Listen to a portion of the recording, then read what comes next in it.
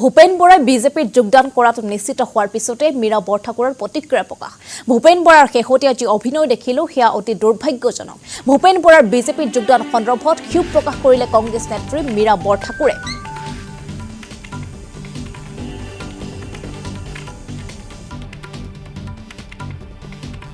দেখিলো বহুত ৰাজনৈতিক নাটক দেখিলো। ভূপেন বৰা ডাঙৰীয়াৰ শেহতীয়া যি অভিনয় দেখিলো ই অত্যন্ত দুৰ্ভাগ্যজনক আমাৰ কাৰণে নহয়।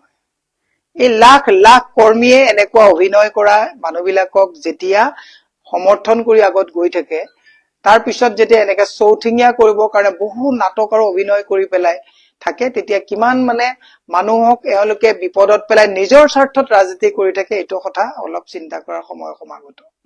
আজি মই দেখিলো ভূপেন বৰা ডাঙৰীয়া ঘৰত ৰাতিপুৱাৰ পৰা যেন ঘৰত দৰাহে আহিব, একেবাৰে আপোনাৰ ফুলৰ টাব চাপ সজাই এনেকুৱা এটা পৰিৱেশ কৰিলে। আৰু এইমাত্ৰ মই যেতিয়া অলপ আগত গধূলা 8টামান বজাত যেতিয়া মই বেলতলাৰ পৰা আহি থাকিলো, মুখ্যমন্ত্ৰীৰ অভিনয়টো দেখিলো একদম গাড়ীৰ ওপৰত দেখি একদম বেটাপাৰাত মানুহক ঘোঁৰা মৰা টা বাই বাই দি যেন একেবাৰে ৰাস অভিষেক যেন জয় কৰি গৈছে। কাৰণটো আপোনালোকে বুজি পাওক, এই গোটেই দীৰ্ঘ পৰিকল্পনাত কংগ্ৰেছক নিঃশেষ কৰিবৰ কাৰণে ইনভেষ্টমেন্টৰ যিটো আজি ৰিটাৰ্ণটো তেওঁ লৈ ঘৰলৈ অত্যুৎসাহেৰে গুচি গৈছে। ভূপেন বৰা ডাঙৰীয়া আপোনাক সন্মান সহকাৰে কালি আমি সকলো গৈছিলো। মই এইটো দলৰ কাকো সোধা নাই, মই নিজাববীয়াকে কৈছো। মই যেতিয়া লোকসভা নিৰ্বাচন খেলিছিলো তেতিয়াৰ পৰা আপোনাক অতি ওচৰৰ পৰা চাইছিলো, তেতিয়াৰ পৰাই দেখিছিলো যে আপোনাৰ ওপৰত হিমন্ত বিশ্ব শৰ্মাৰ বহুত ইনভেষ্টমেন্ট আছে, নাটক বহুত হল। আমি সিদিনাখন গৌৰৱ গগৈ ডাঙৰীয়াৰ লগত যেতিয়া যাত্ৰা কৰিছিলো 13টা চিট গাড়ীত আছে বুলি কোৱা মানুহজন আপুনি, আৰু তাৰ ভিতৰত যে তাণ্ডৱ নৃত্য কৰি আপুনি যে কাজিয়া কৰিছিলে আখৰে আখৰে কোৱা মানুহজনো আপুনি। গতিকে মই আজি বিনা দ্বিধাই এটা কথা কৈছো যে মোৰ কোনো আক্ষেপ নাই। ভূপেন বৰা ডাঙৰীয়াক সৌজন্যতাৰ খাতিৰত আমি মনাবলৈও গৈছিলো, কিন্তু ভূপেন বৰা ডাঙৰীয়াই যিটো ৰাম ঠগন, আপুনি যিবিলাক কথা কৈছে যে মই এইটো সেইটো অকল নিজৰ সুবিধাৰ কাৰণে আপোনালোকে ৰাজনীতি কৰিছে। মই 17 বছৰ বিজেপি কৰিছো, 12 চনত আনুষ্ঠানিকভাৱে মই পৰ্টফলিঅ'ৰ পৰা ৰিজাইন দিছো। তাৰ পিছত মই কা আন্দোলনৰ সময়ত এই সুদীৰ্ঘ সময়খিনিত 16 চনতো মই যথেষ্ট ঘনিষ্ঠতাৰে কাম কৰাৰ পিছত তাৰ পিছত মই নিৰাপদ দূৰত্বত থাকি আপোনালোকে জানে যে 21 চনত মই কংগ্ৰেছলৈ আহিছো। দীৰ্ঘ এটা সময় এটা দলত থাকি আন এটা দলত আহিবৰ কাৰণে দীৰ্ঘ সময় মানসিক স্থিতি গোটেইবিলাক লাগিছিলে। যোৱা পৰহিলৈকে যাত্ৰাত থাকি একে ৰাতিতে আপুনি নাটকখন কৰি আজি আপুনি দৰা আদৰা দি ডাঙৰীয়া অহা দি আপোনাৰ ঘৰত ধূপ ধূনা দি পেলাই আপোনাৰ পত্নীৰ আজি মুখত এনেকুৱা দেখিলো যে ইমান লাখ বিলাসত ভিতৰে ভিতৰে চুপে চুপে থাকাতকে আজি অন্তত খুল্লা আমি ধুনীয়াকে এটা ধুনীয়া লাইফ আমি চলাব পাৰিম। তেওঁলোকৰ ফূৰ্তিত এনেকুৱা হৈছে যেন ঘৰলৈ জোঁৱাইহে আহিছে। এইবিলাক কথাত আপুনি যদি কংগ্ৰেছ ডুবাম বুলি ভাবিছে, কংগ্ৰেছটোৰ যদি কথা আপোনালোকে কৈ পেলাই যদি ভাবিছে মূৰ পুলুকা মাৰিব পাৰিব, আপোনাক আমি নিৰীক্ষণ 1 বছৰৰ পৰা মই লোকসভা নিৰ্বাচনৰ সময়ৰ পৰা চাই আছিলো। হাই পেকেজত আপোনালোকে কাম কৰি আছে, কৰক আপুনি কি কবলগীয়া আছে কৰক।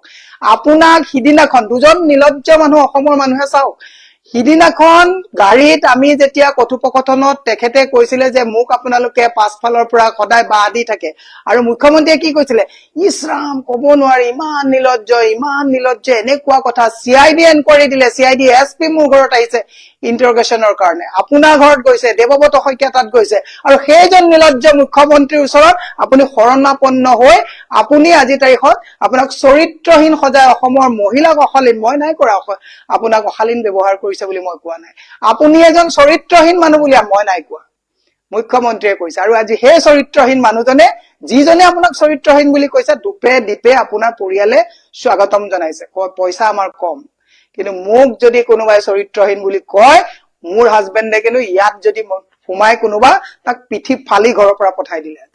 ডিফাৰেন্সটো আপোনাৰ আৰু আমাৰ মাজত সিমানটোৱে যে আপোনাৰ আত্মস্বাভিমান নাই, স্বাভিমান নাই, নৈতিকতাৰ প্ৰতি আপোনালোকৰ কোনো দৰদ নাই। দুখ পাইছো আপোনাক, দুখ নাই পোৱা, লাজ পাইছো যে ইমান দিন আপোনাৰ নেতৃত্বত কংগ্ৰেছ দলটোত আমি কাম কৰি আছিলো। বেয়া পাওক, মোৰ কবলগীয়া নাই, এইটো মই ব্যক্তিগতভাৱে কৈছো যে আপোনাক চৰিত্ৰহীন বুলি কোৱা মানুহজনে কোৱাজনো কেনেকুৱা মানুহ, আৰু আপুনি যোৱাজনো আপোচকাৰীজন কেনেকুৱা। আপুনি নাটক কাইলৈ পৰা নকৰিব, আপুনি কোনে আপোনাক কিমান চেবটেজ কৰিছে নকৰিব। প্ৰত্যেকটো ৰাজনৈতিক দলত হিউমিলিয়েশ্যন থাকে, প্ৰত্যেকটো ৰাজনৈতিক দলত মানুহৰ পিছত মানুহ লাগি থাকে। আজি আমিও বহুত প্ৰত্যাহ্বান লৈ আছো। মই 100% আমি ইমানটো কথা ক'ব পাৰো যে দলৰ যেতিয়া বেয়া দিন থাকে, মই যেতিয়া বিজেপিত আছিলো বেয়া দিনত মই তাত বেয়া পাই থাকোতেও মই কেতিয়াও কোৱা নাছিলো দলটোৰ ক্ষতি হ'ব বুলি। চৰকাৰ যেতিয়া আহিছে তেতিয়া হাত চাত ধুই ওলাই গুচি আহিছো। আজি কংগ্ৰেছত আছো, মই কংগ্ৰেছত আজি চৰকাৰ নথকা অৱস্থাত অত্যন্ত যদি চেপাটো থাকো তেতিয়াও কংগ্ৰেছৰ ক্ষতি নকৰো। এইটো মোৰ নৈতিক দায়িত্বৰ ভিতৰত পৰে। কাইলৈ যদি কংগ্ৰেছে চৰকাৰ কৰে, চৰকাৰ কৰি যদি কংগ্ৰেছৰ মানুহবিলাক অহংকাৰী হয়, হয়তো কংগ্ৰেছত নাথাকিবও পাৰো, কাৰণ আমি ক্ষমতাৰ কাৰণে কেৱল ৰাজনীতি কৰা নাই। ভূপেন বৰা ডাঙৰীয়া, নাটক বহুত হল, অভিনয় বহুত হল, বন্ধুত্ব দিনত কংগ্ৰেছত গালি পাৰে আৰু কেইটামান ধুৰন্ধৰ আছে। গালি পাৰে, আপুনি এদিন মোক নিজেই কৈছিলে যে দলটো যদি ভাঙি থাকি গালি পাৰি যদি থাকে হিমন্তই বেয়া নাপায়, মোৰ লগত বন্ধু। আপুনিও খোলক কিমান কথা, আমিও খুলিম আপোনাৰ কথা।